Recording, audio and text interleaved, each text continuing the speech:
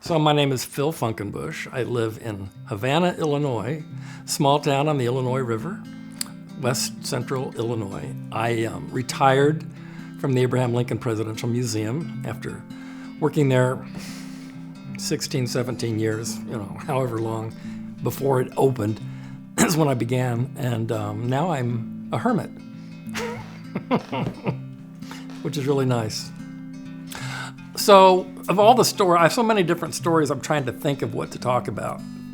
And lately, this time of year, June, July, I think of my friend Don Clay. He was a friend of mine in New York. I lived in New York for 12 years back in the 80s and early 90s. And so I lived through the AIDS epidemic. I lived at the beginning of it, through the worst part of the whole time, which was really something, because now it's history. I'm reading about it in books now. But at the time, it was, something else. So in 1988, I was in Central Park. It was Gay Pride weekend. And it was the first time they'd unfurled the entire AIDS quilt in the sheep meadow in Central Park. And my friend Donna and I went up, and it was a hot, hot Saturday. And I remember at one point getting up to go get us something to drink, and there was long lines, of course, and so I was waiting in line, and I felt a hand on the back of my neck. And this male voice said, "Be careful, you're burning, your neck is getting burnt."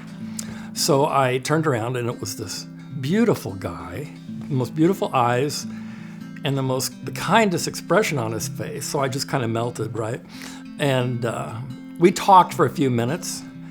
And I was very shy back then. I mean, I'm still kind of shy, and I wanted to ask him for his number, and I didn't. I could tell he did too, and we didn't. And then I walked on with my Cokes to sit down with Donna, and we watched some performers. 5 minutes later, Michael Callan gets up onto the flatbed truck stage to sing. Michael Callan was a singer, songwriter. He was known for many years as the longest surviving person with AIDS.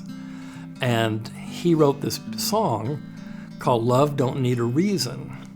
And this is the first time I ever heard the song.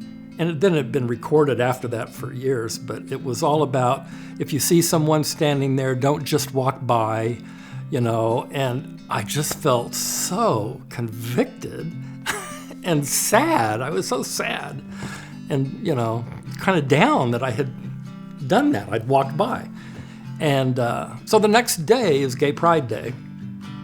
I'm marching down Fifth Avenue with 1,000 people, and it's a beautiful Sunday. And over here on the side of the street is that guy with a group of people. And I just jumped out of the parade and ran over to him. And I said, "Give me your phone number." and then we went out to eat the very next night. Don was a longtime AA guy. And he was what do you call it? He was the guy people called all the time, sponsor. He was a sponsor for many, many people. And he was just that kind of person. He was a teacher. And became very, very close for a long time. And then I'll never forget the day he told me he had AIDS. And that was tough. And so I helped him at the end. And I was his caregiver. I learned how to do all that stuff, and I was there at the end of his last day. And I'll never forget that experience. And so the connections that we all have in the world are just far-reaching, right? And I met a friend of his who was a writer, who was an award-winning children's book writer, and then a friend of hers I met at a party with them, and she had grown up in Lewiston, Illinois in like the 1920s.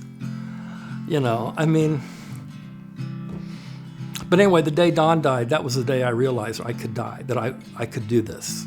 It was the day I realized I'm not afraid anymore. I carry that with me all these years later, actually.